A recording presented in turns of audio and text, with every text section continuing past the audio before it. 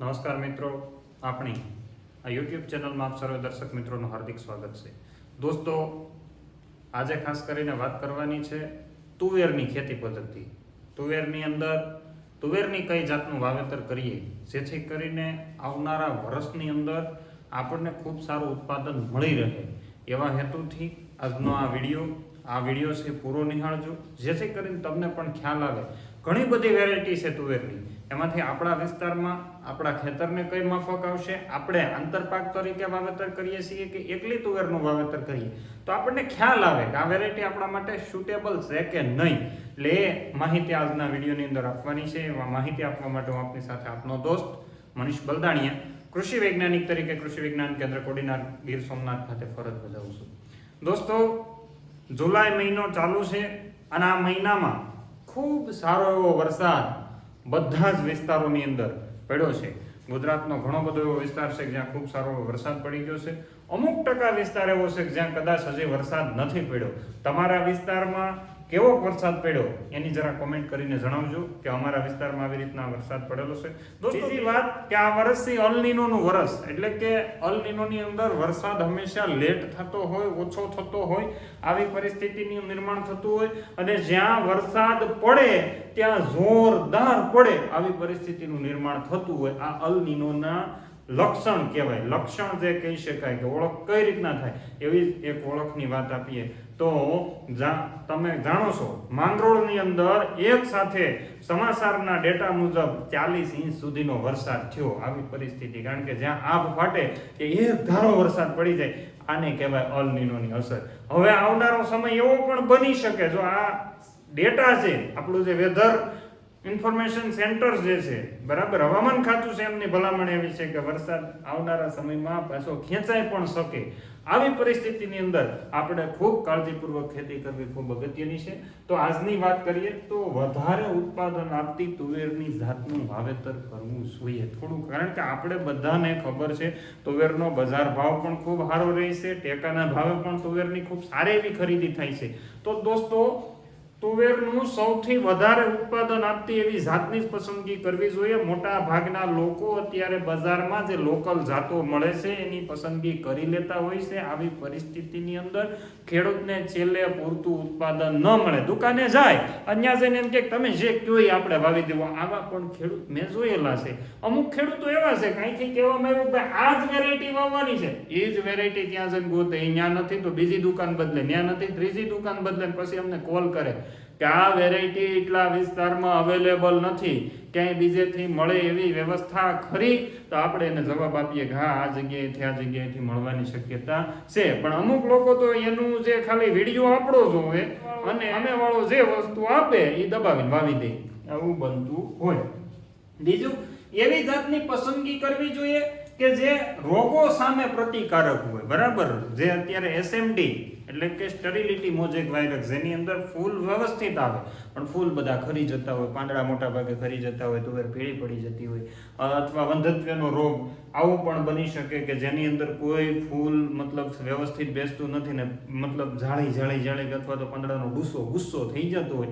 આવું ગયા વર્ષે કેશોદના ઘણા બધા વિસ્તારમાં થયું હતું ને આપણે એની મુલાકાત કરી હતી, બરાબર. બીજું, વહેલી પાકતી જાત વાવવી કે મોટી પાકતી, એ પણ આપણે અત્યારે નક્કી કરી લેવું જોઈએ, કારણ કે આ વર્ષની અંદર બની શકે કે વરસાદ ઓછો થાય, બરાબર, પાછળની અવસ્થામાં, તો આપણને મોટું નુકસાન જવાની શક્યતા રહે. અત્યારે તો અમારે કોડીનારની અંદર છેલ્લા 6-7 દિવસથી ધાર ખીંચી જ નથી, એટલે અમને એવું થયું કે વરસાદ કન્ટિન્યુ જ રહેવાનો છે. પણ બની શકે એવું કે વરસાદ એક સાથે તમારા ખેતરોમાં કૂવામાં પાણી થઈ જાય, પણ પાણી પાછું સાતા મારવાની શરૂ કરી દેવી પડે, એવી પરિસ્થિતિનું પણ નિર્માણ થઈ શકે. તો વહેલી પાકતી જાતનું વાવેતર કરવું કે મોડી પાકતી જાતનું, એ પણ આપણે ધ્યાને રાખવું જોઈએ. એટલે આ તુવેરનું વાવેતર કરતા પહેલા વધુ ઉત્પાદન આપતી જાત, રોગો સામે પ્રતિકારક જાત ને વહેલી કે મોડી.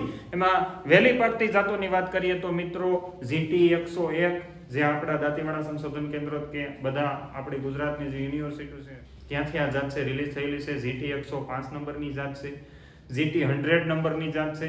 તો આ બધી જાતો છે એ વહેલી પાકતી જાતો હતી કે જે 120 થી 140 દિવસ કે જે 8 નંબરની મગફળીનું વાવેતર કરીએ એવા સમયગાળાની અંદર એ જે પાકે તો એવા સમયગાળાની અંદર આ વેરાયટી છે પાકી જતી. ઓલમોસ્ટ તમને દિવાળી પછી એટલે કે તમારે ઘઉંનું કે ચણાનું વાવેતર કરવું હોય મોડેથી તો તમે કરી શકો. આ બધી જાતો છે એ આજે આપણે ચર્ચા કરવાની છે. તો એમાં મુખ્ય જાત હું તમને ભલામણ કરું છું અહીંથી મારા યુટ્યુબના માધ્યમથી, કૃષિ વિજ્ઞાન કેન્દ્રના માધ્યમથી એક વૈજ્ઞાનિક તરીકે હું તમને ભલામણ કરું છું દોસ્તો, જો આ જાત તમને મળતી હોય તમારે મગફળીની અંદર આંતરપાક તરીકે તમારે વાવવાની હોય તો આ જાત આપણી જુનાગઢ કૃષિ યુનિવર્સિટી દ્વારા 2023ના દાયકામાં એટલે કે આરસાની અંદર શોધાયેલી છે. ગુજરાત તુવેર 111 બરાબર.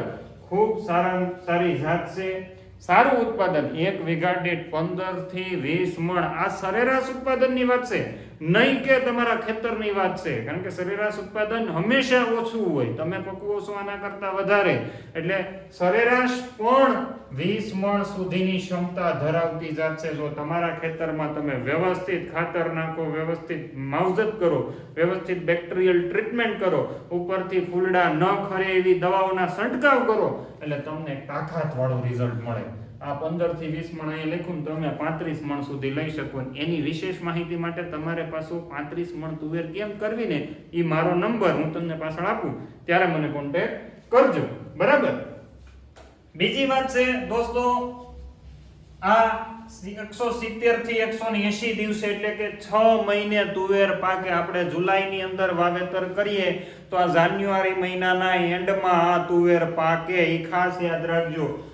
GT 111 15 થી 20 મણ સરેરાશ ઉત્પાદન એટલે એની કરતા તો તમારા ખેતરમાં વધારે જ પાકવાનું છે. વીઘા દીઠની વાત હતી. 70 થી 80 દિવસે એટલે કે 170 થી 180 દિવસે 6 મહિને પાકતી જાત છે. સ્ટરીલિટી મોઝેક વાયરસ જે ગયા વર્ષે ઘણા બધા ફિલ્ડની અંદર, ઘણા બધા ક્ષેત્રોની અંદર આપણને જોવા મળ્યો હતો બરાબર. એ આપણે જોયો તો, ખેડૂતોની મુલાકાતો કરી હતી, પણ એનો પછી પાછળથી કોઈ રસ્તો હોતો નથી. એટલે સ્ટરીલિટી મોઝેક વાયરસ અને શરૂઆતમાં આવી જતો હુકારો. ઘણા બધા ખેડૂત મિત્રો 15 થી 20 દી પછી મને ફોન શરૂ કરી દેશે કે અમારી તુવેર હુકાય છે, એના માટે શું કરવું? તો એ સુકારો અને મોઝેક વાયરસ સામે પ્રતિકારક GT 111 નંબરની જાત છે અને ક્રીમી વ્હાઇટ દાણો. જુનાગઢની આસપાસ વસતા લોકોને જુનાગઢ બીજ નિગમમાં આનું બિયારણ થોડી અથવા વધુ માત્રામાં ઉપલબ્ધ હતું બરાબર. ને અત્યારે પણ તમે બિયારણની તપાસ ત્યાં કરી લેજો. તો તમારે વાવી હોય GT 111 તો સારામાં સારી તુવેરની જાત છે. ઉભળી મતલબ ડાળોવાળી અને ઊભા પ્રકારની. તમારે વચ્ચે કંઈ માંડવી વાવી હોય, સોયાબીન વાવવા હોય તો તમે વાવી શકો, અથવા તમારે ઇન્ટરક્રોપમાં વાવી હોય તો વાવી શકાય. પછીની જાત છે GT 108. કઈ છે? GT 108. આ જાત છે એ દાંતીવાડા ખાતેથી સંશોધિત થયેલી જાત છે. આ જાતનું પણ સરેરાશ ઉત્પાદન 15 થી 20 મણ પ્રતિ વીઘા દીઠ છે. પાકવાનો સમય પણ 170 થી 180 દિવસ એટલે કે 6 મહિના સુધીનો સમયગાળો છે. આ સ્ટરીલિટી મોઝેક વાયરસ સામે પ્રતિકારક છે. ઓલું સુકારો અને સ્ટરીલિટી મોઝેક બંને સામે પ્રતિકારક હતી. આ છે ઈ SMD ઓન્લી ફોર 1 બરાબર. એની સામે પ્રતિકારક જાત છે. ક્રીમી વ્હાઇટ દાણો આનો પણ બેસે. જો તમને GT 111 ન મળે તો તમે આ વેરાયટીનો ઉપયોગ કરી શકો. GT 108 દાંતીવાડા કૃષિ સંશોધન કેન્દ્ર જે કઠોળનું આવેલું છે ત્યાંથી તમને મળી જશે. એનો નંબર આપણે ડિસ્ક્રિપ્શન બોક્સની અંદર નાખશું. અમારી ગઈકાલે થયેલી વાત મુજબ ત્યાં કદાચ 100 કિલો જેટલું બિયારણ એમની પાસે અવેલેબલ છે. બીજું GT 109 આણંદ કૃષિ યુનિવર્સિટી દ્વારા સંશોધિત થયેલી આ 9 નંબર 109 નંબરની જાત છે. એ 15 થી 16 મણ. આના બધા બે કરતા થોડું ઓછું ઉત્પાદન આપે છે, પણ એ 160 થી 170 દિવસની અંદર. એટલે તમારે સમજવાનું 5 થી 6 મહિનાની અંદર ડિસેમ્બર મહિનો પૂરો થાય ત્યાં તુવેર છે એ પાકી જાય. પછી તમને એવું થાય કે મારે મોડા ઘઉં વાવવા, તો તમે ઘણા ટ્રાય કરે છે એટલા માટે તો એ વાવી શકે. અથવા તો ઉનાળુ ઋતુનું મગફળી કોઈને વાવી હોય તો એ વહેલી વાવેતર કરી શકે. એટલે ખાસ તમારા માટે આ પણ સ્ટરીલિટી મોઝેક વાયરસ અને સુકારાનો રોગ છે એની સામે પ્રતિકારક જાત છે. આ જાતની ખાસ ખાસિયત ખાવાવાળા લોકો, જે લોકો તુવેર શેઢે પાળે માત્ર પોતાની ઘરની તુવેર થઈ રહે અને ખાવા માટે તુવેરનું વાવેતર કરે તો એના માટે GT 109 આ જાતનું જ વાવેતર કરવું જોઈએ, કારણ કે આ જાતની અંદર ઝીંક 22 ppm છે અને ફેરસ એટલે કે લોહ તત્વ તમને 35 ppm આમાંથી મળી રહી છે. એટલે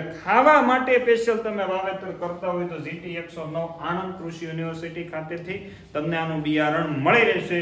એના પણ સંશોધન કેન્દ્રનો નંબર તમને ડિસ્ક્રિપ્શન બોક્સમાં આપવાનો પ્રયત્ન કરશું. જેટલા નંબર આપણને મળશે એટલા તમારા સુધી પહોંચાડવાનો પ્રયત્ન કરશું. GJP1 Gujarat Junagadh Pigeon P1 જે વર્ષોથી આપણે 2016 ની રિલીઝ થયેલી જાત હતી અને ઘણા સમયગાળાથી આપણે આ જાતનું વાવેતર કરી રહ્યા છીએ, 15 થી 18 મણ. હવે જો અહીંયા સરેરાશ ઉત્પાદન જોઈ લેજો, આ GJP1 નું 18 મણ મેક્સિમમ એવરેજ હતું. તમારે 111 વાવશો એટલે તમને 20 મણ, એટલે આના કરતા જે GJP1 કરતા સારી થાય. અને આ જાત છે 170 થી 180, આમાં બધામાં આમાં 177 લખ્યા, આમાં 177 લખેલા, એટલે 170 થી 180 દિવસે પાકતી જાત છે. આ સી થોડુંક પ્રતિકારકતા ઓછી ધરાવતી હતી. શેના સામે? તો કે ભાઈ સ્ટરીલિટી મોઝેક જે વંધત્વનો રોગ આવી જતો હતો, સુકારાનો રોગ આવી જતો હતો, તો આમાં ઓછી પ્રતિકારકતા હતી. એની સાપેક્ષમાં 111 માં ખૂબ સારી છે, એટલે એ તમારે ધ્યાન રાખવાનું છે. પણ ડુપ્લિકેટ થી સાવધાન, તમારે સમજી વિચારી નિગમ પાસે જનું બિયારણ છે, નિગમ પાસેથી જ ખરીદવાનો આગ્રહ રાખજો. અમારા કૃષિ વિજ્ઞાન કેન્દ્ર પાસે હાલમાં કોઈ આ બાબતનું બિયારણ હાજર નથી, એટલે અમને એ બાબતે ભાઈ ક્યાં મળશે? નિગમમાં. બીજો કોઈ રસ્તો નથી. યુનિવર્સિટી પાસે પણ બિયારણ લગભગ નથી, એનો ખાસ તમારે નોંધ લેવાની છે. એટલે આ ખાસ ધ્યાન રાખજો. બીજું BDN 711 મિત્રો, આ બદનાપુર રિસર્ચ સ્ટેશન જે મહારાષ્ટ્રની અંદર આવેલું છે, મહારાષ્ટ્ર તુવેરની અંદર ખૂબ સારું આગવું નામ ધરાવે છે. તો મહારાષ્ટ્રથી સંશોધિત થયેલી જાત છે. 15 થી 18 મણ જેટલું વેગાડીટ ઉત્પાદન, સરેરાશ ઉત્પાદકતા છે 150 દિવસે, એટલે કે 5 મહિને તમારી 32 નંબર મગફળી તમે વાવેલી હોય તો એની થોડુંક મોડું થાય, ફટાફટ થઈ જાય. આ પણ સુકારા સામે પ્રતિકારક જાત છે અને જે વંધત્વનો રોગ આવે છે એની સામે પણ પ્રતિકારક જાત છે. આ જાતના દાણા સફેદ કલરના અને મોટા દાણા આવે, બાકી બધી જાતો છે ક્રીમી વ્હાઇટ કલરની આવે. બીજું છે GT 103, તમને ક્યાંય ન મળે તો દાંતીવાડાથી સંશોધિત થયેલી એમની પાસે હજી બિયારણનો જથ્થો ત્યાં પડેલો છે. GT 103 15 થી 16 મણનું સરેરાશ ઉત્પાદન ધરાવતી જાત છે. 140 થી 150 દિવસે કોઈને શિયાળુ પાક લેવો હોય ને ઉનાળુ પાક લેવો હોય ને તુવેર પણ લેવી હોય અને મગફળી પણ લેવી હોય, એક વર્ષમાં 4 પાક જે ખેડૂતને લેવા હોય તો એને આ GT 103 દાંતીવાડા સંશોધન કેન્દ્ર ખાતેથી લઈ લેવાનું. આ પણ SMD અને વિલ્ટના રોગ સામે ઘણું બધું પ્રતિકારક જાત છે અને આના દાણા પણ ક્રીમી વ્હાઇટ કલરના છે, એટલે ખૂબ સારું ઉત્પાદન આપતી એટલી જાતો છે. કોઈને લાલ કલરની એટલે કે ભૂરા કલરના દાણા ધરાવતી તમારે તુવેરનું વાવેતર કરવું હોય તો BDN 716 જે બદનાપુર સંશોધન કેન્દ્ર છે ત્યાંથી તમે મંગાવી શકો છો, બરાબર. એટલે આ તુવેરની આપણા ગુજરાત રાજ્યની અંદર ખાસ કરીને સૌરાષ્ટ્રની અંદર જે લોકો મગફળીની અંદર આંતરપાક તરીકે તુવેરનું વાવેતર કરે છે, GT 111 એનું તમારા માટે છે એ બિયારણ નિગમ પાસેથી મળી રહેશે. દોસ્તો, આ આટલી માહિતી તમને તુવેરની પહોંચાડવાની હતી. વિશેષ માહિતી માટે તુવેર માટે આપણે એક નાનકડું ગ્રુપ બનાવવાનું છે. ગ્રુપ ખેડૂતો માટે જે તુવેરની ખેતી કરતા હોય એના માટે છે. તેની ડિસ્ક્રિપ્શન બોક્સની અંદર એની લિંક નાખેલી છે, એ ગ્રુપની ભૂલતા નહીં. અને આ સિવાયની વાત કરીએ દોસ્તો, તો જે ખેડૂત મિત્રો તુવેરનું વાવેતર કરી રહ્યા છે સાથે સાથે ચારાની તંગી ઊભી થાય એવી પરિસ્થિતિની અંદર બજારમાં ખૂબ સારું એવું કાળી જુવારનું બિયારણ જે છૂટક મળે છે, ક્યાંય પેકિંગમાં આવીને ભરમાવું નહીં, બરાબર. આ છૂટક કક્ષાનું જે બિયારણ છે તે બિયારણની વિશેષ માહિતી માટે તમે અહીંયા આપેલા નંબર ઉપર અવશ્ય કોન્ટેક્ટ કરી શકો છો. અને તમે જો વાવ્યું હોય તો તમે અમને કોમેન્ટ બોક્સની અંદર એનો રિવ્યૂ પણ આપી શકો છો. આટલી માહિતી આપી અને વિરમું છું. અસ્તુ. જય હિન્દ. વંદે માતરમ.